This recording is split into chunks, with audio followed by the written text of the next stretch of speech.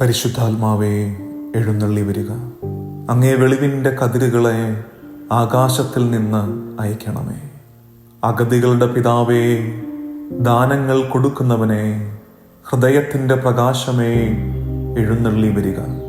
എത്രയും നന്നായി ആശ്വസിപ്പിക്കുന്നവനെ, ആത്മാവിന് മധുരമായ വിരുന്നേ, മധുരമായ തണുപ്പേ, അലച്ചിലിൽ സ്വൈര്യമേ, എഴുന്നള്ളി വരിക.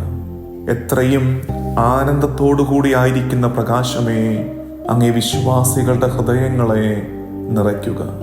അങ്ങേ വെളിവ് കൂടാതെ മനുഷ്യരിൽ പാപമല്ലാതെ യാതൊന്നുമില്ല.